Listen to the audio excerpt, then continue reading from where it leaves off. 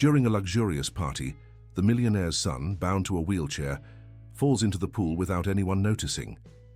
While the guests were toasting and dancing, the cleaner's daughter was the only one to notice the submerged despair. What began as a heroic rescue became the trigger for an investigation that would shake the foundations of the mansion. And in that unexpected dive, she not only saved a life, but exposed a secret that would destroy an empire. The summer air hung heavy over the Hamptons as the sun cast golden ripples across the Olympic-sized swimming pool at the Westbrook estate. 6-year-old Ethan Westbrook sat in his wheelchair at the edge of the water, watching other children splash and play with an expression that alternated between longing and resignation. The wheelchair had become his constant companion since the car accident 2 years ago, an unwelcome throne that separated him from the carefree world of childhood. "Would you like me to wheel you closer to the shade, Ethan?" Sofia Gonzalez asked, her voice gentle against the backdrop of clinking champagne glasses and artificial laughter that permeated the charity gala his father was hosting. Ethan shook his head, his eyes fixed on a remote-controlled boat cutting through the water. "I want to see the boat better," he said, pointing to the red and white miniature yacht that another boy was navigating with obvious delight. At 17, Sofia was accustomed to being invisible to the wealthy guests who frequented the Westbrook mansion. She and her mother, Maria, had worked for the family for nearly 5 years. Maria as the head housekeeper and Sofia helping part-time while finishing high school. The white uniform she wore marked her as staff, someone to be politely ignored, unless needed. "Be careful," she cautioned, noticing how Ethan leaned forward in his chair. "Let me move you a bit so you can see better." Across the patio, Jonathan Westbrook raised his glass in a toast, his commanding presence drawing all attention his way. Even from a distance, the power he exuded was palpable, the confidence of a man who had built an empire in renewable energy investments. His wife Elizabeth stood beside him, her smile practiced but distant, a beautiful accessory in a designer dress that matched the blue of the pool. "To a greener future," Jonathan's voice boomed over the sound system, "and to all of you who have contributed so generously to the Westbrook Foundation's environmental initiatives." Sofia noticed how Elizabeth's eyes drifted toward her son, a flicker of concern crossing her face before the social mask slipped back into place. Unlike her husband, whose interactions with Ethan were performative at best, Elizabeth seemed torn between social obligations and maternal instincts that were never fully expressed. The guests applauded, and the string quartet resumed playing. In that moment of heightened noise, Sofia turned back to check on Ethan, only to find his wheelchair empty. Her heart stopped. Time slowed as her eyes darted to the water and saw bubbles where a small body had broken the surface, sinking fast, the weight of the wheelchair pulling him down. "Help!" she screamed, but her voice was swallowed by the music and conversation. Without hesitation, Sofia kicked off her shoes and dove into the pool, her white uniform billowing around her like wings. The water was shockingly cold despite the summer heat. Chlorine stung her eyes as she forced them open underwater, spotting Ethan's small form sinking toward the bottom, still strapped to his chair. His eyes were wide with terror, bubbles escaping from his mouth in a silent scream. Sofia's lungs burned as she swam deeper, her hands reaching for the safety straps that secured him to the wheelchair. The buckle was stuck, swollen with water, and resistant to her frantic fingers. Ethan's movements were growing weaker, his face taking on a bluish tinge that sent panic surging through her. With one final desperate tug, the strap gave way. Sofia wrapped her arm around Ethan's waist and kicked hard toward the surface, leaving the wheelchair at the bottom of the pool. The journey up seemed endless, her muscles screaming with the effort of carrying them both. When they finally broke, "The surface!" Sofia gasped for air, ensuring Ethan's face was clear of the water. He wasn't breathing. "Someone help us!" she shouted again, this time her voice cutting through the ambient noise like a siren. The music screeched to a halt. Glasses shattered as they were dropped in shock. Elizabeth Westbrook's scream pierced the air as she recognized her son's limp form in the pool. Sofia managed to drag Ethan to the pool's edge, where strong hands reached down to lift him out. She hauled herself up, water streaming from her clothes, and pushed through the gathering crowd. "Give him." "Space," she commanded with an authority that surprised even her. "I know CPR." Her first aid training from summer camp took over as she knelt beside Ethan's still form. Sophia tilted his head back, checked for breathing, and began chest compressions, counting under her breath, her wet hair falling around her face like a curtain. "Come on, Ethan," she whispered between counts. "Come back to us." After what seemed like an eternity, but was probably less than a minute, Ethan's body convulsed. He coughed violently, water spewing from his mouth as he gasped for air. Sophia turned him onto his side, supporting his head as he continued to cough and breathe in ragged gulps. The crowd erupted in relieved exclamations. Elizabeth fell to her knees beside her son, pulling him into her arms with uncharacteristic emotion. Jonathan Westbrook stood frozen, his face ashen, before he remembered to call for his private physician, who was, conveniently, among the guests. "He needs to go to the hospital," Sophia insisted, still catching her breath. He swallowed a lot of water. For the first time in all her years working at the estate, Jonathan Westbrook looked directly at her, really seeing her. His expression was unreadable, a complex mixture of gratitude, shock, and something that might have been fear. "You saved my son's life," he said, his voice stripped of its usual polished confidence. "Anyone would have done the same," Sophia replied, suddenly aware of her soaking wet uniform clinging to her body and the mascara undoubtedly running down her face. "But they didn't," Elizabeth said quietly, still holding Ethan close. No one else even noticed he was in trouble. Sirens wailed in the distance as someone had called an ambulance despite Jonathan's private doctor already examining Ethan. The boy's color was returning, his breathing stabilizing, but his eyes remained fixed on Sophia as if she were an angel who had descended from heaven just for him. "Thank you," he whispered when she moved closer to check on him. Maria Gonzalez pushed through the crowd, her face contorted with panic until she saw her daughter standing safely, if soaking wet, beside the boy. "Sophia, are you all right?" she asked in Spanish, hands fluttering over her daughter's face and shoulders, checking for injuries. "I'm fine, Mama," Sophia assured her in English, conscious of their audience. "Ethan fell into the pool. I just helped him out." She did. "More than help," a guest interjected. A woman with a press badge that identified her as Caroline Hayes from the Hampton Herald. She dove in without hesitation and performed CPR. If not for this young woman's quick thinking, this story could have had a very different ending.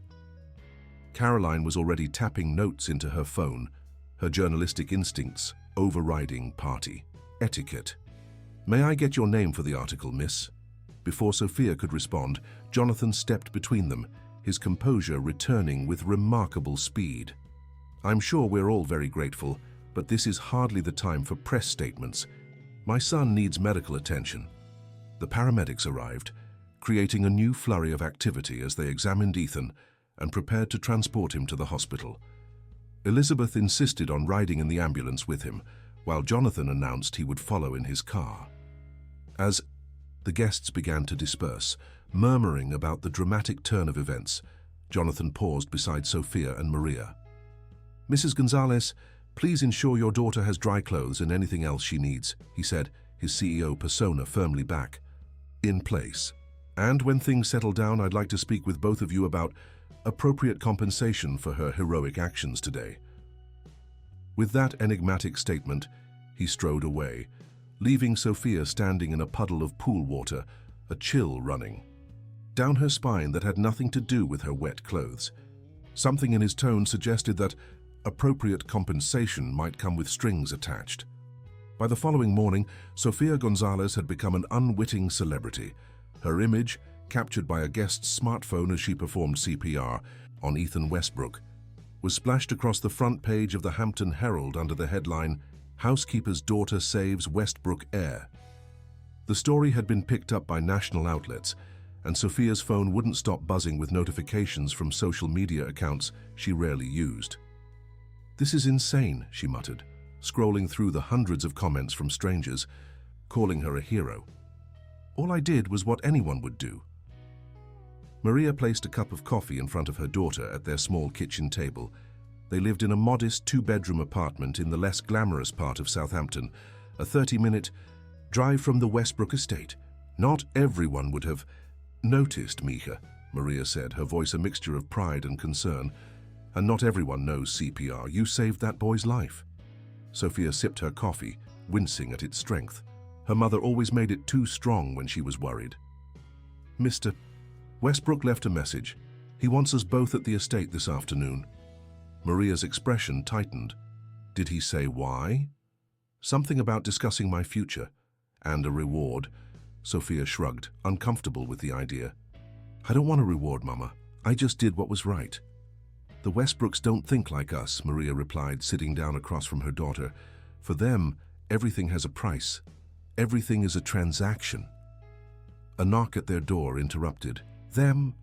When Sophia opened it, she found a courier holding an enormous bouquet of white lilies and a small envelope. Sofia Gonzalez, as the courier confirmed, handing over the arrangement that was almost too big to fit through the doorway. Who are they from? Maria asked once the courier had left. Sophia opened the card, reading aloud, Your courage saved our son. We are eternally grateful. Elizabeth and Jonathan Westbrook. And there's a note saying the car service will pick us up at 2 o'clock. Maria raised an eyebrow. The car service? They've never sent a car for me before. Things have changed, Sophia said, arranging the flowers in a vase that seemed comically small for the extravagant bouquet. I'm not just the help's daughter anymore. I'm the girl who saved their son from drowning. At precisely 2 o'clock, a sleek black Cadillac Escalade pulled up outside their apartment building. The driver, wearing a crisp uniform, opened the door for them with a respectful nod. Mrs. Gonzalez, Miss Gonzalez, Mr. Westbrook is expecting you. The ride to the Westbrook estate was silent, both women lost in their own thoughts. When they arrived, they were surprised to be directed not to the service entrance as usual, but to the main house's grand foyer, where Elizabeth Westbrook herself was waiting. Sophia Maria, Elizabeth greeted them, her usual cool reserve softened slightly. Thank you for coming. Jonathan is in his study, and Ethan is so looking forward to seeing you, Sophia. He's been asking for you all morning. She led them through the mansion's opulent interior. Sophia had cleaned these rooms many times, but it felt different walking through them as a guest rather than staff. The marble floors gleamed beneath her feet, the crystal chandeliers catching the afternoon sunlight in prismatic displays that made the air itself seem to sparkle with wealth. Jonathan Westbrook's study was a masculine sanctuary of dark wood, leather, and walls lined with books that Sophia suspected were chosen more for their appearance than their content. He rose from behind his desk when they entered, coming around to shake Sophia's hand, another first. How are you feeling? He asked, gesturing for them to sit on a leather sofa while he took an armchair opposite. I'm fine, sir, Sophia answered, folding her hands in her lap to keep from fidgeting. How is Ethan? Physically, he's recovered well, Elizabeth said, taking a seat beside her husband. The doctors kept him overnight for observation, but he's home now. Emotionally, she hesitated. He's been having nightmares. That's understandable, Sophia said softly. It was a traumatic experience. Jonathan leaned forward, his gaze intense. You've become quite famous overnight, Sophia. Your quick thinking and courage have cast our family in the spotlight in ways we hadn't anticipated. There was something in his tone that made Sophia uneasy. I'm sorry about that, Mr. Westbrook. I never wanted attention. No need to apologize, he said with a wave of his hand. In fact, we'd like to discuss an opportunity that could benefit all of us. Maria shifted beside her daughter, her posture stiffening almost imperceptibly. Ethan has formed a connection with you, Elizabeth continued, her voice gentle but measured. He trusts you, and after what happened, we're re-evaluating our childcare arrangements. We'd like to offer you a position, Jonathan stated, getting to the point. As Ethan's companion and caretaker, the salary would be substantial, enough to cover your college education at any university you choose to attend. Sophia blinked in surprise. But I'm starting at NYU in the fall. My scholarship would pale in comparison to what we're offering, Jonathan finished for her. You'd have your own suite in the East Wing, flexible hours to accommodate your studies. And he glanced at Maria. We'd also like to promote your mother to household manager with a significant increase in compensation. Maria's eyes widened. That's very generous, Mr. Westbrook. There's more, Elizabeth added, reaching for a folder on the coffee table between them. We'd establish a trust for your education, Sophia, and a separate account for housing near campus when you need to stay in the city. It was far more than Sophia had expected. The generosity was overwhelming, almost suspicious in its magnitude. That's incredible, she said cautiously. But may I ask why? I mean, you have professional caretakers for Ethan. None of whom noticed when he fell into the pool, Jonathan said, his voice taking on an edge. None of whom he responds to the way he does with you. And none of whom have garnered the public attention you have, Elizabeth added softly, a hint of something unspoken in her words. Jonathan slid the folder across the table. There are, of course, some conditions, standard confidentiality agreements. What happens in our home stays in our home. Sophia opened the folder and found herself staring at a thick legal document filled with dense paragraphs of legalese. Words like non-disclosure, breach of confidentiality, and liquidated damages jumped out at her. This seems extensive for a caretaking position, she said slowly. The Westbrook name carries weight, Jonathan explained smoothly. Our privacy is valuable. These agreements simply ensure that family matters remain private. Maria leaned forward to look at the documents, her brow furrowing. May we have our own lawyer review these? A flicker of annoyance crossed Jonathan's face before his practiced smile returned. Of course, though I assure you they're quite standard for staff in high-profile households. We understand this is a lot to take in, Elizabeth interjected, her tone conciliatory. Why don't we pause the business discussion and you can see Ethan? He's been asking for you since he got home. Sophia nodded, relieved at the suggestion. As they rose to leave the study, Jonathan's phone rang. He glanced at the screen, a shadow passing over his features. Take them to see Ethan, he told his wife. I need to take this. As Elizabeth led them away, Sophia caught fragments of Jonathan's conversation. Davidson, absolutely not. That matter is closed. Ethan's suite occupied a substantial portion of the mansion's second floor. The boy's face lit up when Sophia entered, his pale features transforming with genuine joy. You came, he exclaimed, wheeling himself toward her with surprising speed. Mom said you might. Of course I came, Sophia said, kneeling to his level. How are you feeling, buddy? Better now, he said solemnly. You saved me, like a superhero. Elizabeth watched their interaction with an unreadable expression. Ethan, Sophia might be coming to stay with us, to be your special friend and helper. Would you like that? Really? The hope in his voice was palpable, his eyes wide with excitement. You'd stay here? With me? Faced with such innocent enthusiasm, how could Sophia express her reservations? We're talking about it, she said carefully. It would be a big change. Please say yes, Ethan pleaded, grabbing her hand. None of my other caregivers play with me like you do. They just do their jobs. Maria observed silently, her expression softening at the genuine connection between her daughter and the boy. Why don't you show Sophia your new remote-controlled boat, Elizabeth suggested, the one your father bought you yesterday.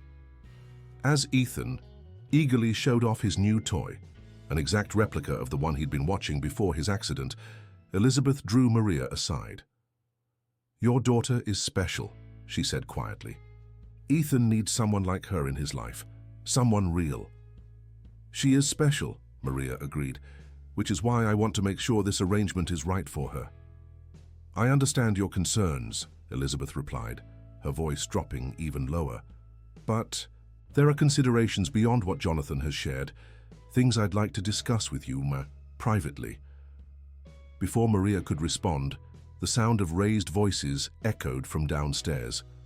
A man was shouting, his words indistinct, but his anger unmistakable. Security personnel moved swiftly past the open door. Elizabeth's face paled. Excuse me, she said, composing herself with visible effort. Please stay with Ethan. I need to see what's happening." As she hurried away, Sophia and Maria exchanged concerned glances.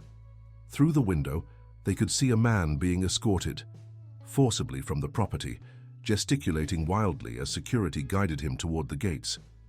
"Who's that?" Sophia asked Ethan, who had wheeled himself to the window beside her. "Mr. Davidson," the boy answered with the straightforward honesty of a child. "He used to be Dad's friend. Now they fight a lot." Sophia watched as Robert Davidson was placed in a security vehicle to be driven off the property. Just before he got in, he looked up at the mansion, his gaze seeming to find the very window where they stood. Even from a distance, the intensity of his stare made Sophia shiver.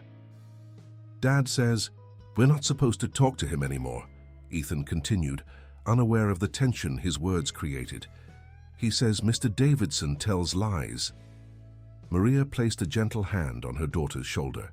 "Perhaps we should reschedule the rest of our visit," she suggested quietly. 2 weeks later, Sophia found herself settling into her new reality as Ethan Westbrook's companion. The suite they had given her in the east wing of the mansion was larger than her entire apartment with her mother, with a private bathroom featuring marble countertops and a shower with more settings than she knew what to do with.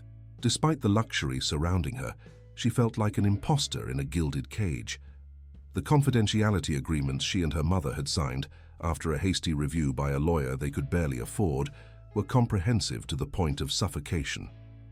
Sophia couldn't discuss anything she saw or heard in the Westbrook household, not with friends, not on social media, not even in her private journal unless it was kept on the premises. "Think of it as a fresh start," Maria had said when Sophia expressed doubts. "This opportunity will set you up for life, Mija, and you're making a difference for that boy." That much was true. In the short time she'd been working with Ethan, Sophia had seen changes in him. He smiled more. He ventured out of his suite more often. He'd even asked to try art therapy, something his previous caretakers had suggested but he'd always refused. "Why did you say yes to me but not to the others?" Sophia asked him one afternoon as they worked on a painting together in the mansion's sunroom. Ethan considered the question, his small face serious as he carefully added blue swirls to his canvas. "Because you see me," he said finally, "not just my wheelchair. The others, they always looked sad when they thought I wasn't watching, like I was broken." Sophia's heart twisted. "You're not broken, Ethan. You're perfectly you." He glanced up at her, his eyes wise beyond his years. "Dad thinks I'm broken. That's why he's always bringing doctors here, to fix me." Before Sophia could respond, Elizabeth appeared in the doorway, her expression softening at the sight of them surrounded by art supplies. "That looks wonderful, Ethan," she said, coming closer to examine his painting. "Is it the ocean?" "It's the pool," he corrected, adding another swirl. "But not scary anymore. Sophia's teaching me not to be afraid of water." Elizabeth's gaze met Sophia's over her son's head, gratitude and something like guilt passing between them. "That's very brave of you," she told her son. "Speaking of brave things, I wondered if you'd be up for a trip to the city next week.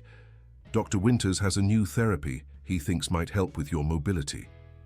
Ethan's shoulders slumped. "More needles?" "No needles," Elizabeth promised. "Just some special exercises in a pool, hydrotherapy." "Will Sophia come?" he asked immediately. Elizabeth hesitated. "I thought perhaps just you and me this time. A mother-son adventure." The disappointment on Ethan's face was palpable. "But Sophia helps me be brave." "Of course she can come if that would make you more comfortable," Elizabeth conceded, though Sophia detected reluctance in her tone. "We'll make a day of it. Perhaps even stay overnight at the penthouse." After Ethan returned to his painting, seemingly satisfied with the compromise, Elizabeth motioned for Sophia to join her in the hallway. "He's becoming very attached to you," she observed once they were out of earshot. "Is that a problem?" Sophia asked, suddenly defensive. "The job description said companion, not just caretaker." "It's not a problem," Elizabeth clarified. "It's just complicated. Jonathan is concerned about the extent of your influence." Sophia frowned. "My influence? I'm helping him gain confidence and independence. Isn't that what you want?" "Of course it is," Elizabeth sighed, running a hand through her perfectly styled hair, a rare gesture of vulnerability. It's just that Jonathan has very specific ideas about Ethan's future. The Westbrook heir and all that entails. He's 6, Sophia pointed out. Shouldn't his future include being a happy kid first? A sad smile crossed Elizabeth's face. You'd think so, wouldn't you? She glanced around, then lowered her voice. Jonathan's hosting a business dinner tonight. Important clients. He's requested that Ethan make an appearance, the brave little survivor and all that. Would you help him prepare? Make sure he's comfortable with the attention? Of course, Sophia agreed, though the idea of Ethan being paraded for business purposes made her uncomfortable. Is there anything specific Mr. Westbrook wants him to say? Elizabeth's expression hardened momentarily. Just be yourself. That's what I tell Ethan, though Jonathan might have a different script in mind. She squeezed Sophia's arm gently. Thank you for everything you're doing. Later that evening, Sophia helped Ethan dress in a miniature navy blazer and khakis. That made him look like a tiny businessman. As she adjusted his collar, he fidgeted nervously. I don't like these dinners, he confessed. Everyone stares at me and asks the same questions over and over. What kind of questions? Sophia asked, combing his hair. About the accident. Both. Accidents. His voice dropped to a whisper. Dad gets mad if I say I don't remember. Sophia paused. But do you remember? Ethan's eyes darted to the door before he answered. Pieces, like a puzzle with most parts missing. He twisted his hands in his lap. I remember the pool, I remember falling, I remember you saving me. He hesitated. But the car, it's just flashes, bright lights, someone shouting, Dad telling me later I was very brave. The conversation was interrupted by a knock at the door. Jonathan Westbrook entered, immaculate in a tailored suit, his smile not quite reaching his eyes. There's my boy, he said, his voice carrying the forced joviality he always used with Ethan in front of others. Ready to meet some very important people? Ethan nodded dutifully, his earlier animation fading into practiced compliance. Sophia, Jonathan acknowledged her with a nod. Elizabeth mentioned you'll be joining them for the medical appointment next week. If that's all right, sir, Sophia replied, noticing how his jaw tightened almost imperceptibly. Of course, though I wonder if we're creating too much dependence. He turned his attention back to Ethan. Remember what we discussed, son. When people ask about your recovery, what do you say? That I'm getting stronger every day, Ethan recited, and that you found the best doctors in the country to help me. Excellent. Jonathan straightened, checking his watch. The guests are arriving. We'll expect you downstairs in 15 minutes. Just for dessert, then back to bed. Big day tomorrow. With your tutors. After he left, Ethan's shoulders sagged beneath the weight of his tiny blazer. I wish you could come downstairs with me, he said to Sophia. I'll be right up here waiting, she promised. And tomorrow, maybe we can continue our painting. I think your ocean pool is coming along beautifully. It's not just for me, Ethan said, surprising her.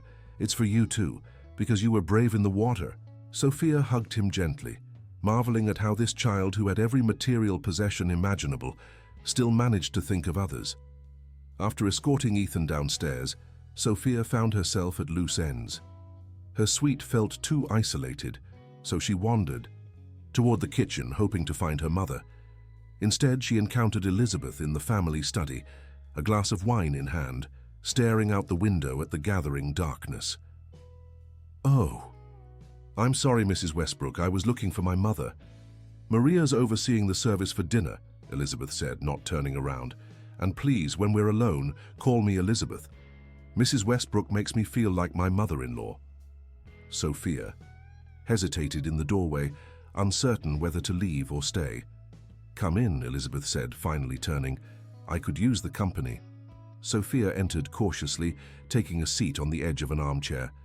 Up close, she could see the faint redness around Elizabeth's eyes, the slight smudging of her otherwise perfect makeup. Is everything okay? She ventured. Elizabeth gave a soft, humorless laugh. Define okay. She took a sip of her wine. Do. You know what's happening downstairs right now? My husband is using our son's trauma as a business tool, painting himself as the devoted father, whose vision for clean energy is inspired by wanting to leave a better world for his child. She shook her head. It's all so calculated. I've noticed Mr. Westbrook is very strategic, Sophia said. Carefully? Strategic, Elizabeth repeated. That's diplomatic of you. I would use different words. She paused, studying Sophia intently. What do you think of our family, Sophia? Really think? And don't worry. This conversation falls under the confidentiality agreement. You can be honest. Sophia chose her words carefully. I think Ethan is an amazing kid who's been through a lot. I think you love him, but you're pulled in different directions. And I think Mr. Westbrook has very specific expectations for everyone in his life. Perceptive, Elizabeth murmured. Jonathan wasn't always like this. Or perhaps he was, and I just didn't see it. She set down her wine glass. Did you know I used to be an environmental lawyer? That's how we met. I believed in his vision for sustainable energy, believed he wanted to change the world for the better. What changed? Sophia asked. Success, Elizabeth said simply. Money, power. The more he acquired, the more he wanted. And somewhere along the line, the mission became secondary to the profit. She stopped abruptly, as if catching herself. I shouldn't be telling you this. It's okay, Sophia assured her. Sometimes it helps to talk to someone outside the situation. Elizabeth nodded, her gaze drifting back to the window. Robert Davidson was at the gates again yesterday. Security turned him away, of course. Ethan mentioned he used to be your husband's friend. Partner, Elizabeth corrected. They built Westbrook Energy together. Robert was the scientific genius, Jonathan the business visionary. They were unstoppable until, she trailed off. The accident changed everything. Not just for Ethan. The way she said accident made Sophia wonder if there was more to the story. What happened exactly with the car accident? Elizabeth's expression closed off immediately. It's not something we discuss, especially not with... She caught herself. I'm sorry, that sounded terrible. With the help, Sophia finished for her, unable to keep the hurt from her voice. No, Elizabeth said firmly, with anyone. It was the worst day of our lives, and Jonathan we can't talk about it. She stood abruptly. I should check on Ethan. Make sure Jonathan isn't pushing him too hard downstairs. As she reached the door, she paused. Sophia, be careful with your questions in this house. Some doors are better left unopened. Left alone in the study, Sophia felt a chill that had nothing to do with the room's temperature. Elizabeth's warning echoed in her mind, combining with the strange tension surrounding Robert Davidson and the mysterious car accident that had changed Ethan's life. Outside the window, movement caught her eye. A figure stood at the edge of the property just beyond the security fence, looking up at the mansion. Even in the darkness, Sophia recognized Robert Davidson from the day he'd been escorted from the property. As if sensing her gaze, he looked directly at the window where she stood, then deliberately held up what appeared to be a business card before tucking it into the hollow of a tree just outside the gate. The message was clear. He wanted to talk, and he was willing to wait until someone was curious enough to listen. The business card burned a hole in Sophia's pocket. She had retrieved it early the next morning during her jog, a routine she'd established since moving to the estate, claiming it helped clear her mind before her day with Ethan began. The security guards had grown accustomed to seeing her run the perimeter of the property and barely gave her a second glance as she paused near the tree where Davidson had left his card. Now, sitting in the waiting room of Dr. Winter's hydrotherapy clinic in Manhattan, while Elizabeth took Ethan for his initial assessment, Sophia finally took a moment to examine it properly. Robert Davidson, Ph.D. The card was simple, white with black text, listing only a phone number and email address. No company name, no title beyond his doctorate. She turned it over and found a handwritten note. The accidents weren't accidents. Call me when you're ready for the truth. A chill ran down her spine. The plural, accidents, stood out starkly. Not just the car crash that had paralyzed Ethan, but also his fall into the pool. Could Davidson possibly be suggesting that both had been, what? Deliberate? The implication was too disturbing to contemplate. "Penny for your thoughts?" Elizabeth's voice startled Sophia, causing her to quickly pocket the card. "You look like you've seen a ghost." "Just tired," Sophia lied, forcing a smile. "How did the assessment go?" Elizabeth sat beside her, the designer clothes and perfect makeup at odds with the weariness in her eyes. "Promising. Dr. Winters thinks Ethan could benefit significantly from hydrotherapy. He's changing now. They want to start right away." "That's great news," Sophia said, genuinely pleased for Ethan. "He mentioned being afraid of water, but he seems determined to overcome it." "Thanks to you," Elizabeth acknowledged. "You've given him something even the best specialists couldn't. Motivation." She paused, studying Sophia's face. "Is something bothering you? Beyond being tired, I mean." For a brief moment, Sophia considered showing Elizabeth the card, asking about Davidson and his cryptic message. But the memory of Elizabeth's warning, "Some doors are better left unopened," held her back. "Just thinking about college," she said instead. "Orientation at NYU is coming up soon. Jonathan has arranged for you to have Mondays and Tuesdays free for classes," Elizabeth assured her, "and a car service whenever you need it." The conversation was interrupted by a nurse bringing Ethan out to the waiting room. He was beaming, his hair still damp from the pool. "Sophia, I floated by myself," he exclaimed, wheeling himself toward her with excitement. "Dr. Winters says the water helps support my body, so I can practice moving my legs." "That's amazing." "Buddy." Sophia knelt to his level, genuinely thrilled by his enthusiasm. "Did it feel scary?" "A little at first," he admitted. "But then I remembered how you jumped in the pool to save me, and I thought if you could be brave, I could too." His simple faith in her made Sophia's chest tighten with emotion. Whatever was happening in the Westbrook household, whatever secrets Robert Davidson wanted to share, this child's well-being had to remain her priority. "We're celebrating with lunch at Serendipity," Elizabeth announced. "Ethan's choice. He wants to try their famous frozen hot chocolate." The rest of the day passed pleasantly, with Ethan's excitement over his therapy breakthrough creating a bubble of genuine joy that temporarily pushed aside the darker questions lurking in Sophia's mind. They toured Schwartz, visited the Central Park Zoo, and ended the day at the Westbrook penthouse overlooking Central Park. After putting Ethan to bed, Sophia found herself alone on the penthouse terrace, the city lights spread out before her, like earthbound stars. The business card felt heavy in her pocket, its message impossible to ignore. "Beautiful view, isn't it?" Elizabeth joined her, wrapping a cashmere shawl around her shoulders against the evening chill. "So different from the Hamptons. Sometimes I miss living in the city full-time." "Why did you move?" Sophia asked, curious about the wistfulness in Elizabeth's voice.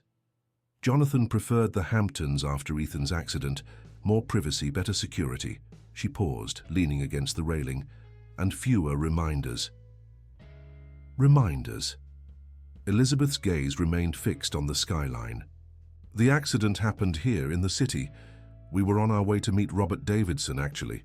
Jonathan had been avoiding him for weeks, but Robert insisted it was urgent." She stopped abruptly. "I don't know why I'm telling you this. Sometimes it's easier to talk to someone who wasn't there," Sophia suggested gently. "Perhaps." Elizabeth took a deep breath. "Has Robert approached you?" The question caught Sophia off guard. "What do you mean?" "I saw him at the edge of the property yesterday, and I saw you notice him too." Elizabeth's tone wasn't accusatory, merely resigned. "He's been trying to make contact with household staff for months. Usually Jonathan's security team intercepts them." Slowly, Sophia withdrew, the business card from her pocket. "He left this." Elizabeth stared at the card but made no move to take it. "And have you called him?" "No," Sophia said truthfully, "but I've been tempted. His message was disturbing." "Let me guess," Elizabeth said, her voice barely above a whisper. "Something about the accidents not being accidents." Sophia nodded, stunned that Elizabeth had predicted the exact wording. He's been saying that for 2 years, Elizabeth continued, finally turning to face Sophia directly. Ever since the car crash that paralyzed Ethan. Is there any truth to it? Sophia asked, her heart racing. Elizabeth's expression was unreadable in the dim light of the terrace. Robert believes Jonathan sabotaged his brakes. What? Sophia gasped.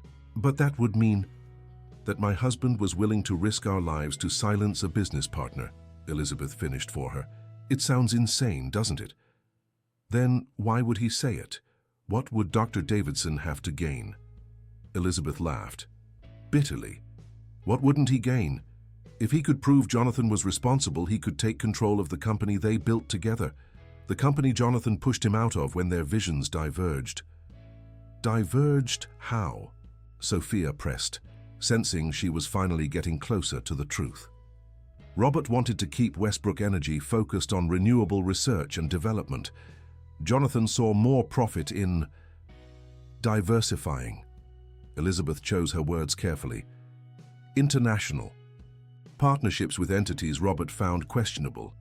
When Robert threatened to go public with his concerns, Jonathan launched a campaign to discredit him, claimed Robert was unstable, paranoid, unfit to continue as CTO. And then the accident happened, Sophia said slowly. 2 weeks later, Elizabeth confirmed, we were on our way to meet Robert at his lawyer's office. He claimed to have evidence of financial improprieties, evidence that would not only remove Jonathan from the company, but potentially lead to criminal charges. But you never made it to that meeting, Sophia realized. No, a truck ran a red light and hit our car on Ethan's side. Elizabeth's voice became clinical, detached, as if this was the only way she could relate the story without breaking down. The doctors said it was a miracle he survived at all. Jonathan walked away with barely a scratch. I had a broken arm. And you believe it was really an accident? The timing doesn't seem suspicious to you. Elizabeth was quiet for a long moment. I don't know what to believe anymore. I've spent 2 years watching my husband transform into someone I barely recognize, using our son's condition to generate public sympathy while simultaneously pushing him to overcome his disability, as if it was simply a matter of willpower. And the pool incident? Sophia asked, finally voicing the question that had been haunting her. Could that have been deliberate too? The timing was certainly convenient, Elizabeth admitted. Jonathan was facing questions from investors about some unusual financial transactions. The brave father whose son nearly drowned narrative created quite the distraction. She sighed heavily. But to deliberately put Ethan in danger, I can't bring myself to believe that, not even of Jonathan. Have you ever confronted him about any of this? Elizabeth's laugh was hollow. Early in our marriage, I confronted Jonathan about a suspected affair. The next day, my personal credit cards were cancelled, my separate bank account emptied into our joint account, and my car mysteriously developed electrical problems. Nothing was ever proven, of course, but the message was clear. That sounds like financial abuse, Sophia said quietly. That sounds like Jonathan, Elizabeth corrected. He doesn't like to be questioned, and he ensures there are consequences for those who do. She fixed Sophia with an intense gaze. Which is why you need to be very careful, Sophia, for your sake and your mother's. What do you mean? Why do? You think I pushed so hard for you to be hired? For your mother to be promoted? Elizabeth glanced toward the door to ensure they were still alone. As long as you're valuable to Ethan, you have some protection. As long as your mother runs the household efficiently, she does too. The implication chilled Sophia to the bone. Protection from what? From Jonathan's habit of eliminating problems. Elizabeth's voice had dropped to a near whisper. Robert wasn't the first partner to mysteriously lose everything after crossing my husband, just the most vocal about it. If you're so afraid of him, why stay? Sophia couldn't help asking. For Ethan, Elizabeth answered without hesitation. If I left, Jonathan would get custody. His lawyers, his money, his influence, I wouldn't stand a chance. Especially not with my history. Your history? The convenient mental health breakdown I supposedly had after Ethan's accident. the one that required medication that kept me compliant and foggy for months, the one that's documented in medical. Records controlled by doctors who coincidentally received generous donations from Westbrook foundations.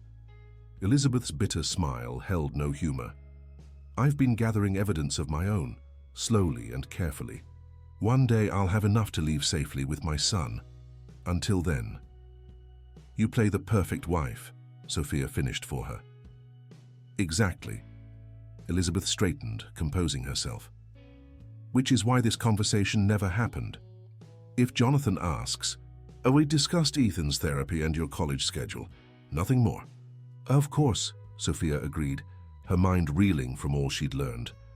As for Robert's card, Elizabeth continued, my advice is to destroy it. Forget he exists. Whatever truth he's offering comes with risks you can't imagine. Before Sophia could respond, the penthouse door opened behind them. Jonathan Westbrook stepped onto the terrace, his smile not reaching his eyes. There you are, he said smoothly. I was hoping to surprise you both. Wrapped up my meetings early and thought I'd join the family adventure.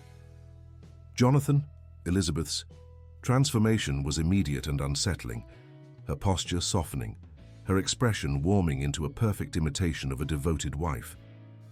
What a lovely surprise. We had such a wonderful day.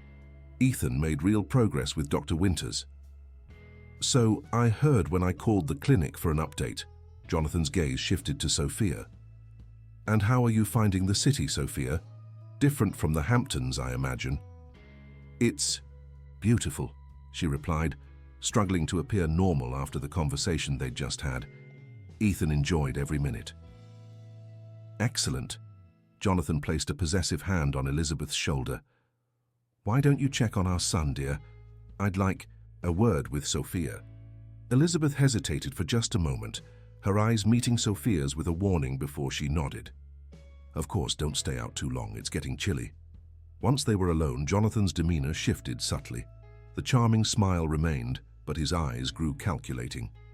I understand my wife has been chatting with you, he said, moving to the spot Elizabeth had vacated by the railing. Just about Ethan's therapy, Sophia said, grateful for the darkness that might hide her nervousness. Elizabeth has always been a caring mother, Jonathan remarked, gazing out at the city lights. But sometimes her anxiety affects her judgment, her perspective on reality. Sophia remained silent, unsure how to respond. I'm sure she's painted quite a picture of our family dynamics, he continued. She has a flair for the dramatic. The lawyers call it emotional reasoning, when feelings override facts. Mrs. Westbrook seems very rational to me, Sophia said carefully. Jonathan turned to face her, his expression hardening. A word of advice, Sophia. You've been wonderful for Ethan, truly, but your position in this household depends on discretion and loyalty. The confidentiality agreement you signed isn't just about protecting our privacy from the press. It's about protecting the family from internal disruptions as well. The threat was thinly veiled, but Sophia refused to be intimidated. My only concern is Ethan's well-being. As is mine, Jonathan insisted. Everything I do, every decision I make, is to secure his future, a future that includes inheriting one of the most influential clean energy companies in the world. He stepped closer. Which brings me to my point. Has Robert Davidson attempted to contact you? The directness of the question caught her off guard. For a split second, Sophia considered lying, but something told her Jonathan already knew the answer. He left a business card near the property, she admitted. I found it during my morning run. And have you called him? No, she said truthfully. Jonathan held out his hand. May I see it? Reluctantly, Sophia handed over the card. Jonathan examined it briefly before tearing it into tiny pieces and letting them scatter in the night breeze. Robert was once a brilliant scientist, he said, watching the fragments disappear into the darkness. But brilliance and stability don't always go hand in hand. After we had a disagreement about the company's direction, he became obsessed, paranoid, began making wild accusations. About the car accident, Sophia said, deciding to test how much Jonathan would reveal. His jaw tightened momentarily before he regained his composure. Among other things, grief and guilt do strange things to a person's mind. Robert was driving the car that hit us that day. He claimed it was brake failure, but the investigation found he'd been drinking. This new version of events stunned Sophia. He was driving the truck that hit your car? Not a truck, his Audi. Jonathan's expression was grim. When he realized Ethan was paralyzed because of his recklessness, something in him snapped. He created an elaborate conspiracy theory to avoid facing what he'd done. I had no idea, Sophia murmured, genuinely confused by the conflicting narratives. Why would you? It's not something we discuss for Ethan's sake. Jonathan placed a hand on her shoulder. I'm telling you this now only because I need you to understand the danger Robert poses. Not physical danger, but emotional. If he fills your head with his delusions, it could affect how you interact with my son. And that, I cannot allow. The hand on her shoulder tightened slightly. So I'll ask you once more, are we clear about where your loyalties lie in this household? Sophia met his gaze steadily. With Ethan, always with Ethan. Jonathan seemed satisfied with her answer. Good. Then we understand each other. He released her shoulder and stepped back. Now, let's go inside. As my wife said, it's getting chilly out here. As Sophia followed him back into the penthouse, her mind was racing. Two completely different versions of the same events, both told with absolute conviction. One of them was lying, but which one?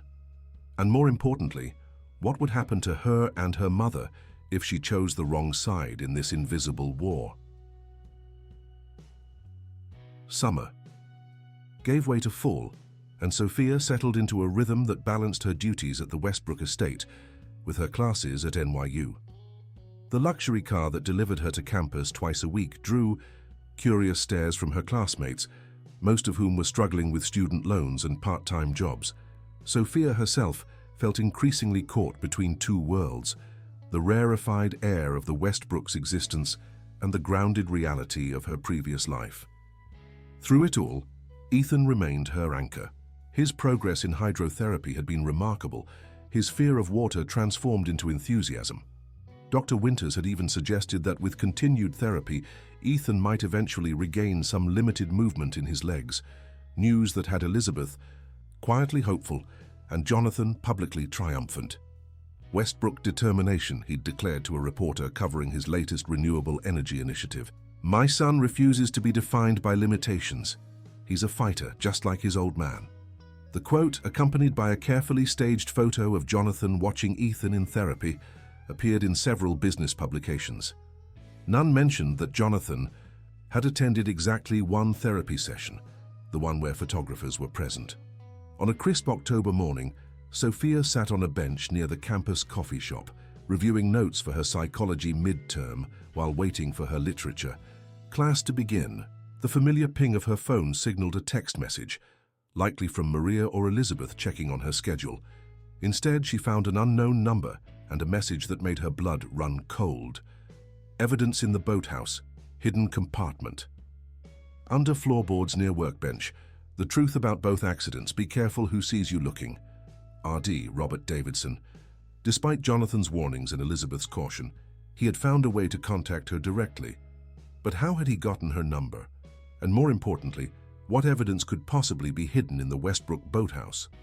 The boathouse was rarely used since Ethan's accident. Jonathan occasionally entertained business associates there during the summer, taking them out on the sleek yacht he kept docked in the private cove. But with the season over, the structure stood empty and largely forgotten.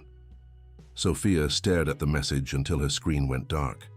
Her psychology professor had just been discussing cognitive dissonance, the mental discomfort of holding contradictory beliefs simultaneously. That was exactly what she'd been experiencing since the night on the penthouse terrace when she'd heard two completely different versions of the same events. Someone was lying. But which version was the truth? Elizabeth's tale of Jonathan's ruthless elimination of problems, or Jonathan's account of Robert's guilt-driven delusions? The arrival of another student on the bench beside her startled Sophia from her thoughts. She quickly locked her phone and gathered her books. Class is cancelled, the student informed her. Professor Hayes has the flu. They just sent an email. With her unexpected free time, Sophia found herself drawn to the campus library, where she settled into a quiet corner with her laptop. She hesitated only briefly before typing Robert Davidson Westbrook Energy into the search bar.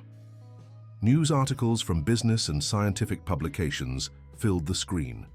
Most were from 3 to 5 years earlier, detailing the meteoric rise of Westbrook Energy and its innovative approach to sustainable technology.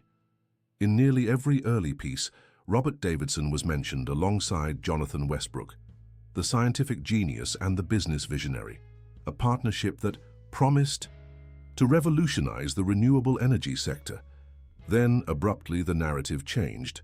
Articles from 2 years ago described Davidson's departure from the company he had co-founded, citing health concerns and strategic differences. The language was careful, legally vetted, but reading between the lines, Sophia could detect the corporate execution that had taken place. More disturbing were the personal profiles of Davidson that emerged after his ousting. Once described as brilliant and visionary, he was suddenly portrayed as erratic, unstable, and increasingly paranoid about corporate espionage. One particularly devastating profile quoted anonymous colleagues describing his declining mental state and conspiracy theories about his former partner. The character assassination was so thorough it almost seemed orchestrated, which Sophia realized with a chill it probably had been. If Jonathan Westbrook could control narrative about his wife's mental health through carefully placed medical professionals, how much easier would it be to discredit a former business partner through the press? What she couldn't find, however, was any mention of Davidson being involved in the car accident that had injured Ethan. According to the few articles that referenced the incident, it had been caused by a commercial delivery truck running a red light. Nothing about Davidson being the driver, nothing about alcohol being involved. Either those details had been kept from the press entirely, or Jonathan had lied to her face on the penthouse terrace. Sophia closed her laptop, her mind racing. The text message about evidence in the boathouse nagged at her. If she were caught searching there, the consequences could be severe, not just for her employment, but potentially for her safety, if Elizabeth's fears about Jonathan were justified. But if she ignored it, and Ethan had indeed been placed in danger deliberately, not once but twice, how could she live with herself? By the time she returned to the estate that afternoon, Sophia had made her decision. She would find a way to check the boathouse, but she would be smart about it. No rushed actions, no obvious snooping. She would wait for the right moment when her presence there wouldn't raise suspicions. That opportunity came sooner than expected. During dinner, Ethan mentioned his art therapist had suggested painting landscapes from different perspectives around the property. "I'd like to paint the view from the boathouse," he told his parents, looking back at the main house across the water. Jonathan frowned slightly. "The boathouse isn't exactly accessible, son. Your wheelchair—" "Sophia could help me," Ethan interrupted, his expression hopeful. "We could bring my portable easel, please, Dad. I haven't been down to the water since, "I think it's a wonderful idea," Elizabeth said, before Jonathan could object further. "Part of your recovery is reclaiming places that might hold difficult memories. Dr. Klein would approve, I'm sure." Jonathan's jaw tightened almost imperceptibly, but with both his wife and son looking at him expectantly, he relented. "Fine, but take security with you. The shoreline can be unstable this time of year." "We'll be careful," Sophia promised, careful to keep her expression neutral despite the surge of adrenaline that coursed through her. "Perhaps tomorrow afternoon. The forecast says the light will be perfect then." And so, the following day, Sophia found herself wheeling Ethan down the carefully maintained path to the boathouse, a security guard named Mason trailing at a respectful distance behind them. The stone and timber structure was larger than most actual homes, designed to complement the architectural style of the main house, while functioning as both a boat storage facility and an entertainment space. "I haven't been here since before," Ethan said quietly as they approached. By before, Sophia knew he meant before the accident that had taken his ability to walk. "Dad used to take me sailing." "Maybe he will again," Sophia suggested gently. The doctor said your upper body strength is excellent. Sailing doesn't require leg mobility. Ethan considered this, his expression thoughtful. Maybe, but Dad's always busy now. He says he'll make time, but he never does. The security guard moved ahead to unlock the boathouse and check inside before allowing them to enter. All clear, he reported. I'll be right outside if you need anything. The interior was immaculate despite its infrequent use. Expensive fishing gear hung on the walls, never used. A wet bar occupied one corner, stocked with crystal decanters of amber liquid. The centerpiece was a workbench where, presumably, minor boat repairs and maintenance might be performed, though Sophia doubted Jonathan Westbrook had ever fixed anything with his own hands. Let's set up by the window, she suggested, helping Ethan position his wheelchair where he could see the view across the water to the main house. The light is perfect from here. While Ethan arranged his supplies and began sketching preliminary outlines, Sophia casually moved around the space, ostensibly examining the nautical decor, but actually searching for a way to check under the floorboards near the workbench. The security guard's presence outside complicated matters. The large windows meant he could see much of what happened inside. "Mason," she called, struck by sudden inspiration. "Ethan's getting a bit chilly. Would you mind running back to the house for his sweater? It should be on his bed." The guard hesitated. "I'm not supposed to leave you unattended, Miss Gonzalez." "We're fine here," she assured him. "The doors lock automatically and we're just painting. It will only take you a few minutes and Ethan really needs his sweater." "I am cold," Ethan added helpfully, though Sophia suspected he was simply playing along rather than actually chilly in his long-sleeved shirt. After another moment's hesitation, Mason nodded. "I'll be quick. Keep the doors locked until I return." The moment he was out of sight, Sophia moved to the workbench. "Ethan, can you keep an eye on the path and tell me if you see Mason coming? Back?" "What are you looking for?" Ethan asked, curiosity piqued. "Just checking something," she said vaguely, not wanting to involve him in what she was doing. "It's a surprise." The workbench was solidly built, bolted to the floor. Sophia knelt beside it, running her fingers along the seams of the floorboards. Nothing seemed unusual until she reached the far corner, partially hidden by a cabinet. There, one board seemed to have a nearly invisible seam that didn't match the others. Heart-pounding, she pressed on one end of the board. Nothing happened. She tried the other end and felt a slight give. Pressing harder, she heard a soft click, and a section of the floorboard tilted upward just enough for her to grip the edge with her fingertips. Lifting the hidden panel revealed a small compartment containing a waterproof document case. Sophia glanced at Ethan, who was still watching. The path then quickly removed the case and opened it. Inside was a USB drive, a small notebook, and several folded documents. With trembling hands, she unfolded the topmost paper. A laboratory report dated just days before the car accident. The technical language was beyond her understanding, but certain phrases jumped out. "Brake line integrity compromised" and "evidence of deliberate tampering." The next document was a private investigator's report commissioned by Robert Davidson after he'd been forced out of Westbrook Energy. It detailed surveillance of Jonathan meeting with individuals identified as representatives of Kazanov Holdings, a Russian investment group with ties to oligarchs currently under international sanctions. The meetings had occurred at the very time Westbrook Energy was publicly denying any business relationships with Russian entities.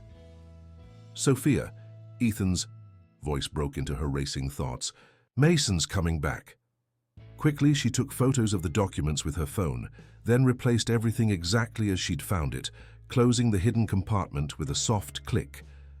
By the time Mason returned with Ethan's sweater, she was helping. The boy mixed colors for his painting. "Thank you, Mason," she said with a smile. "That was fast." The guard looked between them suspiciously, as if sensing something had happened in his absence, but finding nothing out of place, he simply nodded and resumed his post outside. For the next hour, Sophia helped Ethan with his painting, her mind spinning with what she'd discovered. The documents seemed to support Robert Davidson's claims and Elizabeth's suspicions about Jonathan's business dealings and the accidental nature of the car crash. But what about the pool incident? Davidson's text had mentioned evidence about both accidents, yet she'd found nothing specifically addressing Ethan's fall into the pool. As they packed up Ethan's art supplies, Sophia noticed him staring thoughtfully at the workbench. "What were you really looking for?" he asked quietly. She hesitated, unsure how much to share with a 6-year-old who had already experienced too much trauma. "Just some information," she said finally. "About my dad?" Ethan's perception startled her. "I saw you looking at his private stuff." "What makes you think it was his private stuff?" Ethan shrugged. "He comes here sometimes late at night, when he thinks everyone's asleep. I can see the lights from my window." He paused, then added, "He gets mad if anyone asks what he does here." "How do you know that?" "Because I asked once," Ethan said simply. "He said the boathouse was his private space and I shouldn't spy on him. But I wasn't spying. I just couldn't sleep." Sophia knelt beside his wheelchair. "Ethan, has your dad ever scared you?" The boy considered the question with a seriousness beyond his years. "Not scared exactly, but sometimes he looks at me like he's disappointed, like I'm not the son he wanted." His voice dropped to a whisper. "Before the accident, he used to take me everywhere. Now he only wants me around when other people are watching." The raw honesty broke Sophia's heart. She hugged him gently. "You are perfect exactly as you are, Ethan. Never doubt that." "Is that why you were looking at his secret stuff? Because you think he's doing something bad?" Children, Sophia realized, saw far more than adults gave them credit for. "I'm just trying to understand some things," she said carefully. "Sometimes grown-ups keep secrets that they shouldn't." Ethan nodded solemnly. "Like how the pool gate was open that day when it's always supposed to be locked? That kind of secret?" Sophia froze. "What did you say?" "The day I fell in," Ethan clarified. "The gate was open. Dad always keeps it locked when there's no lifeguard. It's a rule. But that day it was open and nobody noticed except me. Did you tell anyone this before?" Ethan shook his head. "Dad said I must be confused, that I imagined it being open because of the trauma. But I remember, Sophia. I remember checking the handle because I always do. It was open." A chill ran down Sophia's spine. If the pool gate had indeed been left unlocked, against Jonathan's own strict safety rules, it added credence to the theory that Ethan's fall had been no accident. "Thank you for telling me," she said, squeezing his hand. "It's important to remember the truth, even when people tell you that you're wrong." As they made their way back to the main house, the weight of what she'd discovered pressed heavily on Sophia. The evidence pointed to a disturbing possibility. Jonathan Westbrook had not only orchestrated the car accident that paralyzed his son, but may have also created the conditions for Ethan's pool incident, both times using his own child as a pawn in some larger game. But what game, and more importantly, what should she do with this information? The confidentiality agreement she'd signed meant going public was not an option. Confronting Jonathan would be dangerous if Elizabeth's fears were justified, and involving the authorities would require evidence more substantial than photographs. On her phone and the word of a 6-year-old boy. As they approached the main house, Sophia spotted Elizabeth watching from the terrace, her expression unreadable. Beside her stood Jonathan, his arm around his wife's waist in a gesture that might appear affectionate to an outsider, but struck Sophia as possessive. "Did you have a good time painting?" Elizabeth called as they drew closer. "It was awesome," Ethan replied with genuine enthusiasm. "I'm going to finish it tomorrow." "Wonderful," Jonathan said, his smile not quite reaching his eyes as his gaze shifted to Sophia. "And how did you find the boathouse, Sophia? Everything in order?" The question seemed casual, but the intensity of his stare suggested otherwise. He knew. Somehow he knew she had been searching for something. "It's beautiful," she replied, forcing her voice to remain steady. "Ethan has a real talent for capturing landscapes. You should see his work." "I look forward to it," Jonathan said, his grip on Elizabeth's waist visibly tightening. "In fact, I think we should all spend more time together as a family. Perhaps a trip on the yacht this weekend before it gets too cold." The invitation was delivered like a challenge, his eyes never leaving Sophia's face. "That sounds lovely," Elizabeth said, though her smile seemed strained. Doesn't it, Sophia? Caught in the crosshairs of Jonathan's suspicion, and with no way to refuse without raising further alarm, Sophia nodded. It sounds perfect. But as she helped Ethan inside, she couldn't shake the feeling that she had just been invited into the spider's web, and that Jonathan Westbrook was simply waiting for the right moment to strike. The morning of the yacht outing dawned clear and crisp, with just enough autumn chill in the air to require light jackets. Sophia had barely slept, her mind churning with possible scenarios for the day ahead. Was Jonathan's invitation a trap? Had he somehow discovered her snooping in the boathouse? Or was she being paranoid, seeing threats where none existed? She had considered feigning illness to avoid the trip, but that would only delay the inevitable confrontation. Better to face whatever was coming head-on, she decided, while taking precautions to protect herself and the evidence she'd gathered. Late the previous night, Sophia had created an encrypted email account and sent copies of the photos from the boathouse to herself. She'd also sent a carefully worded message to her roommate from NYU, explaining that if she didn't check in by that evening, her friend should contact a specific legal aid attorney Sophia had researched, one who specialized in whistleblower cases. It wasn't much of a safety net, but it was the best she could manage without raising alarms. She had considered reaching out directly to Robert Davidson, but hesitated, still uncertain whether to fully trust his version of events despite the evidence she'd found.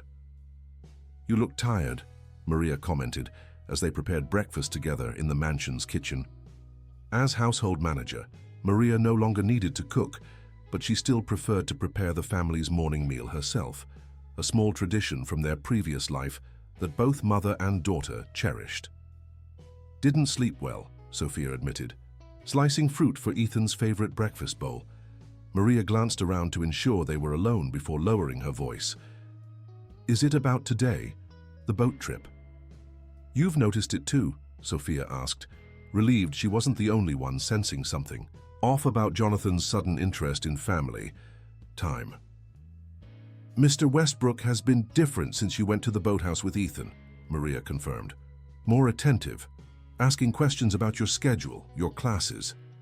She paused, setting down the spatula she'd been using to flip pancakes.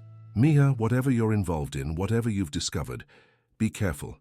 This family has secrets deeper than the ocean they sail on." "I know, Mama," Sophia replied, touched by her mother's perception. "I'm being careful." "Good morning, ladies," Elizabeth's voice cut through their conversation as she entered the kitchen, already dressed in sailing attire, white pants, a navy sweater, and boat shoes that probably cost more than Maria's monthly salary. "Everything smells wonderful." "Mrs. Westbrook," Maria acknowledged with a nod, returning to her cooking. "Breakfast will be ready in 5 minutes." "Perfect." Elizabeth poured herself a cup of coffee, then moved closer to Sophia under the pretense of reaching for cream. "Jonathan's been on the phone all morning," she murmured. "With security, he's watching the footage from the boathouse." Sophia's stomach dropped. "All of it?" "I don't know," Elizabeth whispered back, "but be prepared, he knows something." Before Sophia could respond, Ethan wheeled himself into the kitchen, his face bright with excitement. "Is it time to go sailing yet?" "After breakfast, champ," Jonathan announced, following his son into the room. Despite the casual sailing clothes, he still managed to project an aura of authority and control. "We've got perfect weather for it. Light winds, clear skies." Throughout breakfast, Jonathan was the picture of the devoted family man, helping Ethan cut his pancakes, complimenting Maria's cooking, discussing the day's sailing plans with enthusiasm. But Sophia noticed how his gaze constantly returned to her, assessing, calculating. By mid-morning, they were at the boathouse where the sleek yacht, aptly named Power Play, waited at the private dock. A crew of 3 had been preparing the vessel since dawn, and everything was ready for their departure. "I've had a special seat installed for you, Ethan," Jonathan announced, pointing to a modified captain's chair secured to the deck. "From there, you'll be able to help steer." Ethan's eyes widened with delight. "Really? I can drive the boat?" "With my guidance," Jonathan clarified, helping transfer his son from the wheelchair to the specially designed seat. "Our captain needs to learn from experience." As the crew cast off the lines and the yacht glided smoothly into the bay, Sophia found herself alone at the stern with Elizabeth, both of them watching the shoreline recede. "He's putting on quite a show," Elizabeth observed quietly, her smile fixed in place for anyone who might be watching. The doting father, the loving husband. "Why now?" Sophia asked, keeping her voice low. "What changed?" "You did," Elizabeth replied simply. "Or rather, what you found changed things." At Sophia's startled look, she added, "I don't know exactly what it was, but I know my husband. He's been reviewing security footage, making calls at odd hours. Something has him concerned, and it started after your visit to the boathouse." "Mrs. Westbrook," Sophia began, but Elizabeth cut her off. "Not here," she cautioned. "Too many ears. Just be careful. Jonathan doesn't make idle threats, and he doesn't issue warnings. When he decides to move against someone, they rarely see it coming." With that cryptic advice, Elizabeth moved to join her husband and son at the helm, leaving Sophia alone with her thoughts and the vast expanse of water surrounding them. The morning passed in a strange simulacrum of normal family recreation. They cruised along the coastline, Jonathan pointing out landmarks and sharing sailing terminology with Ethan, who absorbed it all with genuine interest. They anchored in a sheltered cove for lunch, served by the crew on the yacht's elegant deck. Throughout it all, Jonathan remained the gracious host, though Sophia couldn't help noticing how he ensured she was never alone with Elizabeth or Ethan for more than a few moments. It was during the return journey, as the afternoon shadows lengthened and the temperature began to drop, that the facade finally cracked. Ethan had fallen asleep in his special seat, exhausted from the excitement and fresh air. The crew was busy preparing for docking. Elizabeth had gone below deck to retrieve an extra blanket for her son. "You've been unusually quiet today, Sophia," Jonathan observed, joining her at the railing where she stood watching the approaching shoreline. "Not enjoying our little family outing?" "It's been lovely," she replied carefully. "Ethan had a wonderful time." "Yes, my son seems quite attached to you." Jonathan's tone was conversational, but something in his expression put Sophia on high alert. "Which makes what I have to discuss with you all the more delicate." "Here it comes," Sophia thought, steeling herself. "What did you want to discuss, Mr. Westbrook?" "I think we can dispense with the formalities, don't you? After all, you've taken quite an interest in my personal affairs." He reached into his jacket pocket and withdrew his phone, turning the screen toward her. "Security footage from the boathouse, specifically from yesterday while Mason was fetching Ethan's sweater, an errand you manufactured, I believe." The screen showed a grainy but clear image of Sophia kneeling by the workbench, the hidden compartment open, documents in her hands. "You've put me in a difficult position," Jonathan continued, his voice still eerily calm. "On one hand, you've been excellent for Ethan. On the other," he pocketed the phone, "well, industrial espionage is a serious matter, as is violating your confidentiality agreement." "Industrial espionage?" Sophia repeated, genuinely confused. "I wasn't—" "No?" Jonathan's eyebrow arched. "Then why were you photographing documents containing proprietary information about Westbrook Energy's partnerships? Information that would be extremely valuable to certain competitors, or perhaps to former employees with grudges." "That's not what those documents showed," Sophia countered, abandoning any pretense of ignorance. "They showed evidence of brake tampering before the car accident. They showed meetings with sanctioned Russian entities that you publicly denied." Jonathan's smile never wavered, but his eyes hardened. "Is that what you think you saw? Interesting how perspective colors interpretation. What you actually found were internal security reports, exercises in hypothetical scenario planning that all major corporations conduct, standard procedure for risk assessment." The smooth lie was delivered with such conviction that for a moment Sophia almost doubted what she'd seen. Almost. "And I suppose the pool gate being unlocked the day Ethan fell in was also just a coincidence," she challenged, immediately regretting the words when Jonathan's expression darkened. "So my son has been sharing his confused recollections with you," he said softly, dangerously. Children's memories are notoriously unreliable, especially surrounding traumatic events. Any psychologist would tell you that. Mr. Westbrook, Sophia began, trying a different approach. I'm not your enemy. My only concern is Ethan's safety and well-being. As is mine, he insisted, his voice hardening. Everything I've done has been to secure his future, to build a legacy worthy of the Westbrook name. He stepped closer, lowering his voice.